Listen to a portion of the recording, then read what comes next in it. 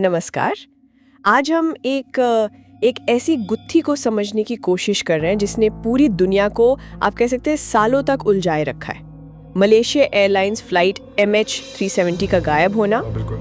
हमारे पास इससे जुड़े कुछ मतलब काफ़ी दिलचस्प लेख और कुछ नोट्स भी हैं। अलग अलग नज़रिए से इस पूरी घटना को देखा गया है इनमें। सही। तो हमारा मकसद यही है कि ये इन सब स्रोतों से जो सबसे ज़रूरी जानकारी है उसे निकालें और देखें कि भाई 10 साल बाद भी हम आखिर कहाँ खड़े हैं इस मामले में। सोचिए 8 मार्च 2014 एक बिल्कुल सामान्य सी उड़ान कुआलालंपुर से बीजिंग जा रही थी और फिर बस हवा में जैसे समा गई। ये वाकई मतलब विमानन इतिहास की शायद सबसे बड़ी सबसे रहस्यमयी घटनाओं में से एक है ना? एक इतना आधुनिक विमान बोइंग 777 239 लोग सवार थे उस पर, और वो बिना किसी ट्रेस के, बिना किसी निशान के गायब हो जाएं, ये आज भी मतलब सोचना मुश्किल लगता है। बिल्कुल। और जैसा कि एक शुरुआती रिपोर्ट में जिक्र है, उड़ान भरने के कोई 40 मिनट बाद ही विमान रडार स्क्रीन से ओझल हो गया। और सबसे अजीब बात ये कि पायलट की तरफ से कोई इमरजेंसी सिग्नल, कोई डिस्ट्रेस कॉल, कुछ नहीं आया। हाँ। आखिरी जो संदेश था वो बिल्कुल रूटीन था, गुड नाइट मलेशियन 370, बस इतना। और इसके फौरन बाद ही, जैसा कि वो तकनीकी विश्लेषण वाले एक स्रोत में बताया गया है, विमान का ट्रांसपॉन्डर बंद हो गया। हाँ, वो सिस्टम जो उसकी पहचान और लोकेशन बताता है। एग्जैक्टली। तो सारे सिग्नल एक तरह से कट गए। यहीं से ये बात और ज्यादा पेचीदा हो जाती है। कोई चेतावनी नहीं, कोई सुराग नहीं, मतलब अंधेरे में तीर चलाने जैसा। बिल्कुल। ट्रांसपॉन्डर का बंद होना या शायद बंद किया जाना, ये कोई आम बात तो है नहीं। नहीं, बिल्कुल नहीं। सवाल यही उठता है, क्या ये कोई तकनीकी खराबी थी, कोई सिस्टम फेलियर, या फिर क्या ये जानबूझकर किया गया था? और यहीं से फिर वो अटकलों का दौर शुरू हो जाता है। सही कहा। और इसके बाद जो खोज शुरू हुई वो तो मतलब इतिहास की सबसे बड़ी समुद्री खोजबीन में गिनी जाती है। हाँ, बहुत बड़े पैमाने पर हुई थी। कितने ही देशों ने, शायद 26 देशों ने मिलकर हिंद महासागर के इतने बड़े हिस्से में खोज की, पर सालों तक कुछ खास हाथ नहीं लगा। कुछ भी नहीं। फिर कई सालों बाद, जैसा एक स्रोत में था, अफ्रीका के पास रियूनियन आइलैंड के तट पर विमान का एक छोटा सा टुकड़ा मिला, एक विंग का हिस्सा, फ्लैपरॉन जिसे कहते हैं। हाँ, वो फ्लैपरॉन मिला।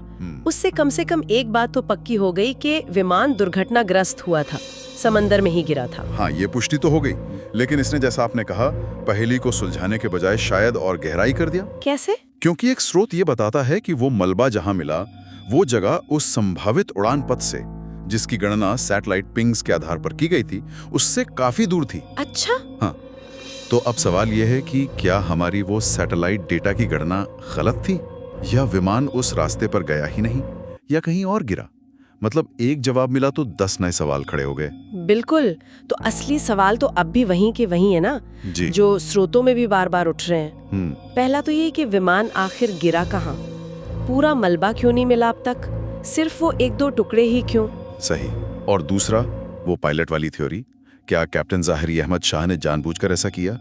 हाँ, एक लेख में इस बात पर जोर दिया गया है कि विमान ने जो असामान्य मोड़ लिए थे उड़ान के दौरान, वो किसी अनुभवी पायलट के जानबूझकर किए गए हस्तक्षेप की तरफ इशारा करते हैं। ये थ्योरी काफी चर्चा में रही है, लेकिन देखिए, एक दूसरा स्रोत इसी पर सवाल उठाता है। वो कहता है कि पायलट के बैकग्राउंड में ऐसा कुछ मिला नहीं जिससे लगे कि वो ऐसा कुछ करेंगे। कोई स्पष्ट मकसद सामने नहीं आया। तो वो किस तरफ इशारा करते हैं? वो स्रोत तकनीकी फरागी या फिर किसी अप्रत्याशित सिस्टम फेलियर की संभावना को ज्यादा वजन देते हैं, जिसका जिक्र एक और एनालिसिस में भी है कि शायद कॉकपिट में आग लगी हो या कुछ और हुआ हो। अच्छा।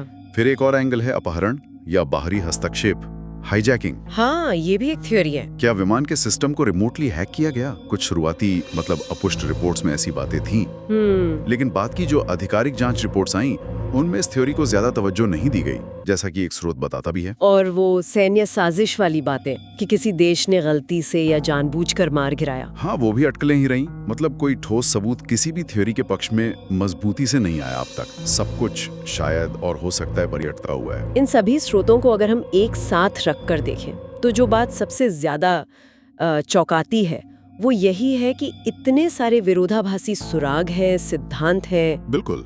सैटेलाइट का डेटा है हमारे पास, मलबे का वो टुकड़ा भी मिला, लेकिन कहानी फिर भी जुड़ नहीं पा रही है। ये कहीं ना कहीं हमारी आज की जो तकनीक है उसकी सीमाओं को भी दिखाता है। सही कहा कि डेटा होना एक बात है और उसे सही तरह से समझ पाना, उसकी व्याख्या कर पाना, वो बिल्कुल दूसरी बात है। एग्जैक्टली।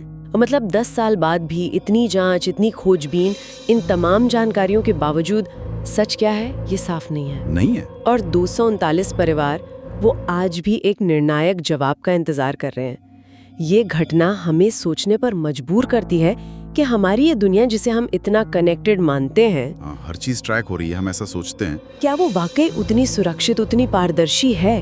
क्या वाकई कुछ भी इस तरह पूरी तरह से गायब हो सकता है? ये बहुत बड़ा सवाल है और शायद सबसे बड़ा अनसुलझा सवाल यही रह जाता है आखिर में कि हम निश्चित रूप से अब तक नहीं जानते कि MH370 और उस पर सवार 239 लोगों के साथ आखिर हुआ क्या था। और अगर भगवान न करे भविष्य में ऐसा कुछ दोबारा होता है तो क्या हम उसे रोकने के लिए या कम से कम ये जानने के लिए कि हुआ क्या था ज्यादा बेहतर तरीके से तैयार होंगे? ये एक ऐसा विचार है जो शायद हमें लंबे समय तक सोचना होगा। बिल्कुल, एक ऐसा रहस्य जो शायद वक्त के साथ और गहराता ही जा रहा है।